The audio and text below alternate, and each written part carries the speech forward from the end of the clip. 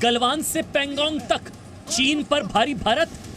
LOC से लेकर LAC तक देश की संप्रभुता पर जिस किसी ने आंख उठाई, देश की सेना ने, हमारे वीर जवानों ने उसका उसी की भाषा में जवाब दिया। गलवान पेंगोंग झांकी 62 का बदला बाकी।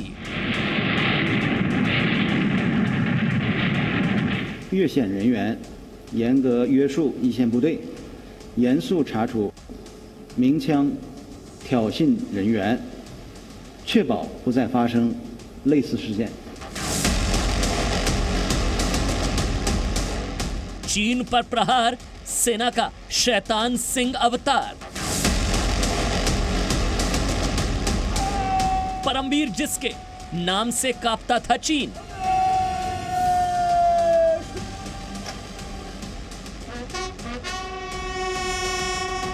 बहादुरी का दूसरा नाम मेजर शैतान सिंह बट्टी, कहने में कोई गलती नहीं होगी।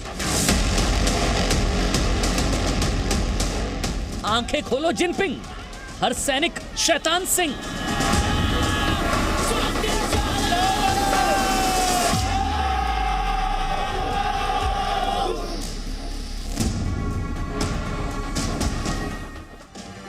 नमस्कार, जी न्यूज देख रहे हैं आप। मैं हूं अदिति अवस्थी। पेंगोंग के दक्षिणी इलाके में भारतीय सेना का पराक्रम देखकर चीन की सेना बौखला गई है। इसी बौखलाहट में चीन ने एलएसी पर समझौता तोड़ते हुए फायरिंग भी की। चीन की बौखलाहट बताती है कि भले ही वो अपनी सेना को दुनिया की बेहद शक्तिशाली सेना बताता हो, लेकिन भारतीय सेना के पराक्रम के सामने उसके हौसले पस्त हैं। आज हम आपको 1962 के युद्ध में भारतीय सेना के एक ऐसे ही पराक्रम की कहानी सुनाएंगे, जब भारतीय सेना के मेजर शैतान सिंह और उनकी कंपनी के सामने आधुनिक हथियारों से लैस चीन के सैनिक ढेर हो गए थे। ये कहानी आज भी भारत के वीर योद्धाओं को प्रेरणा देती है।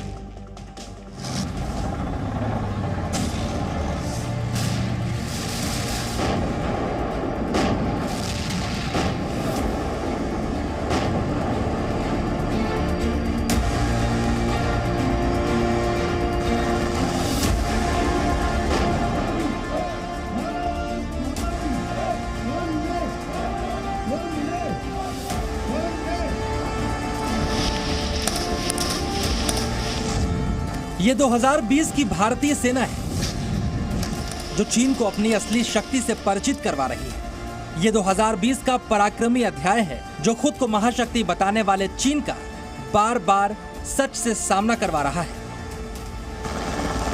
ये 2020 का भारत है जो अपनी संप्रभुता से समझौता नहीं करता और अतिक्रमण करने वालों को कड़ा जवाब देता है। हम कभी किसी को भी उकसाते नहीं है, लेकिन हम अपने देश की अखंडता और संप्रभुता के साथ समझौता भी नहीं करते हैं। जब भी समय आया है, हमने देश की अखंडता और संप्रभुता की रक्षा करने में अपनी शक्ति का प्रदर्शन किया है।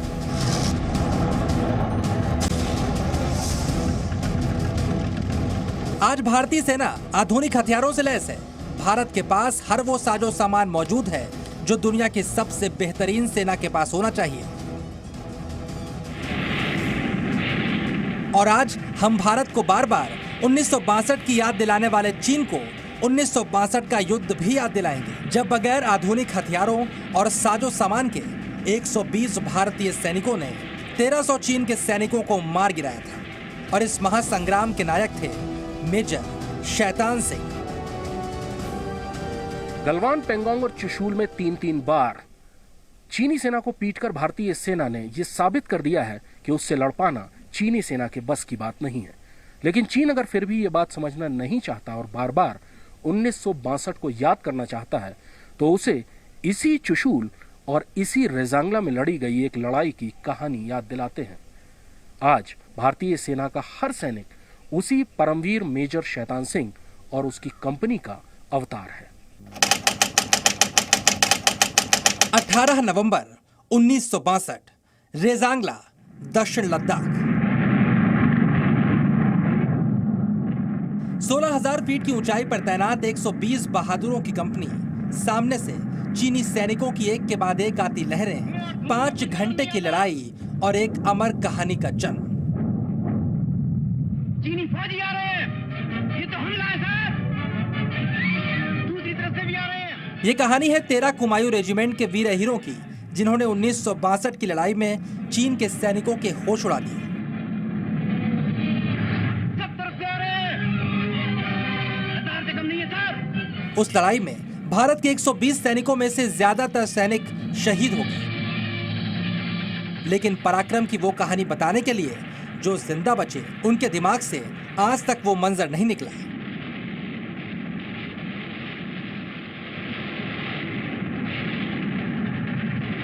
कि 17, 18 और 19 3 दिन तक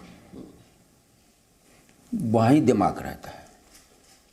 3 दिन तक 17, 18 और 19, उसके बाद में नहीं।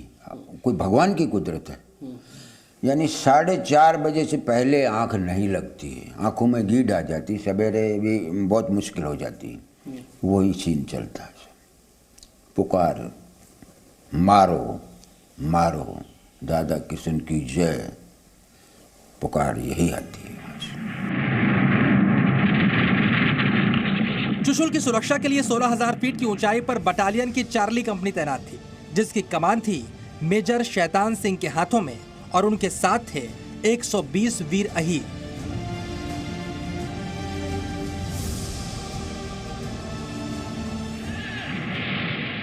अठारह नवंबर 1962 का ही वो दिन था जब चीन ने बड़ी सेना के साथ भारत पर हमला बोल दिया। उस वक्त भारत के पास 120 सैनिक थे, वहीं चीन के पास करीब 2,000 सैनिक। लेकिन मेजर शैतान सिंह की कंपनी ने फैसला किया कि वो पीछे नहीं हटेंगे। बहादुरी का दूसरा नाम मेजर शैतान सिंह बट्टी, कहने में कोई गलती नहीं होगी। वीरता उसके अंदर था, वीरता का एक स्वरूप था मेजर शैतान सिंह। तो 18 नवंबर 1962 में वीरगति को प्राप्त हुए, देश के लिए शहीद हुए। यह महान व्यक्ति ऐसे था कि एक कंपनी जो 120 सोल्जर होते हैं, वहां उसका 2 रेजिमेंट थे चीन की, 1300 पीपल, उसका ये सामना किया, वो भी सुबह सुबह अर्ली मॉर्निंग सामना किया। उस वक्त मेजर शैतान सिंह से कहा गया था, पीछे से मदद नहीं मिल सकती है, आप पीछे के मोर्चे पर आ जाइए। लेकिन पीछे हटने को ना मेजर शैतान सिंह तैयार थे, ना ही उनकी कंपनी। कमांडर आए, जहाँ ब्रीफिंग होती थी वहाँ ब्रीफिंग बोली, देखो भाई आप लोगों को मैं इसलिए बुलाया है कि आदेश मिला है कि आप पीछे हट जाओ, दूसरा पोस्ट पकड़ लो। हरिराम साहब बोला, साहब एक बात सुन लो, पहले तो मैं आपके ऑपरेटर से ही पूछता हूँ, रामचंद्र पीछे हटना चाहता है? मैंने कहा सवाल पैदा नहीं होता है, 1 महीना मेहनत किया है हमने, पोस्ट तैयार कर दिया है, लड़ेंगे हम, पोस्ट नहीं छोड़ेंगे। साहब सुजाराम साहब बोला, एक बच्चा भी पोस्ट को नहीं छोड़ेंगे, कर्नल साहब को बता दीजिए, यहाँ ही मर जाएंगे, यहाँ ही समा जाएंगे, दुश्मन को ही साग नहीं बढ़ने देंगे, हम पीछे नहीं हटेंगे। जब चीन ने भारत पर हमला किया, उस वक्त ना तो भारतीय जवानों के पास ऐसे हथियार थे जो चीन के सामने टिक सकते, ना भीषण ठंड से बचने के लिए कपड़े। सैनिक पतले कपड़ों में ही माइनस के टेम्परेचर में युद्ध लड़ रहे थे। कोई कवर नहीं था उसके पास, कोई बुलेट प्रूफ जैकेट था, कुछ भी नहीं था। फिर भी एक एक पलटन से वो इधर उधर चल के उसको प्रोत्साहन करके, उसको उत्तेजन करके चीनियों को मार गिराया। इन विपरीत परिस्थितियों के बावजूद मेजर शैतान सिंह ने फैसला कर लिया था कि चीन को मुंह तोड़ जवाब देंगे। इधर चीन के 2000 सैनिकों ने सोचा था भारतीय सैनिक पोस्ट छोड़कर भाग गए होंगे, लेकिन मेजर शैतान सिंह और 120 भारतीय जवान चीन के सैनिकों का काल बनने के लिए तैयार थे। कृष्ण मोहन मिश्रा, जी मीडिया, लद्दाख। भारतीय सेना के पास 1962 में गर्म कपड़े नहीं थे, हथियार नहीं थे, लेकिन मेजर शैतान सिंह के नेतृत्व में हर सैनिक के अंदर देश के लिए प्यार मौजूद था। फर्ज की राह पर अपने देश के लिए कुर्बान होने के जज्बे ने रेजांगला दर्रे में चीन के सैनिकों की लाशें बिछा दी। इस लड़ाई के बाद मेजर शैतान सिंह का नाम हमेशा के लिए अमर हो गया। 18 नवंबर 1962 को रेजांगला दर्रे पर दो ऐसी सेनाएं आमने सामने थीं, जिनमें से एक के पास आधुनिक सैन्य साजो सामान, बड़ी संख्या में सैनिक और पर्याप्त गोला बारूद था, और दूसरी तरफ मौजूद थी मेजर शैतान सिंह के नेतृत्व वाली भारतीय सेना, जिसके पास भले ही आधुनिक हथियार ना हो, लेकिन इस बात का जज्बा था कि जब तक शरीर में सांस है, कोई दुश्मन भारत की जमीन पर अतिक्रमण नहीं कर पाएगा।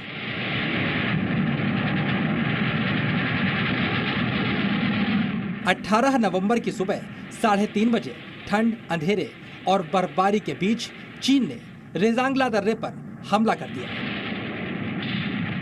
पीछे से मदद मिलने की उम्मीद नहीं थी, सैन्य साजो सामान सीमित थे। ऐसे में मेजर शैतान सिंह ने अपने सैनिकों को निर्देश दिया, एक भी गोली बर्बाद नहीं होनी चाहिए, हर गोली से चीन के सैनिकों को निशाना बनाया जाए।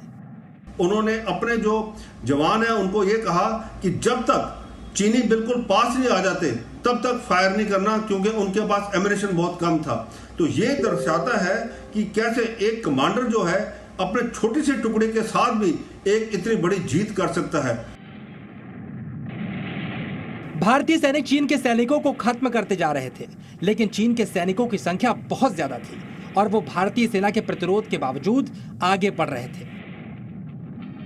पहला अटैक आया, आते गए चाइनीज मरते गए, मेरी कंपनी भी मरती गई और वो भी मरते गए।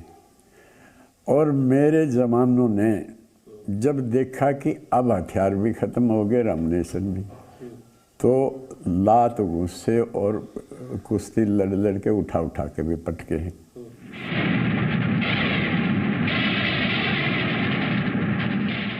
इस बीच company commander major Shaitan Singh ने अपने 22 साल के रेडियो ऑपरेटर को हेडक्वार्टर जाकर हालात बताने के लिए भेजा, जो पूरी कंपनी में इकलौता जवान था जिसे हल्की चोट लगी थी।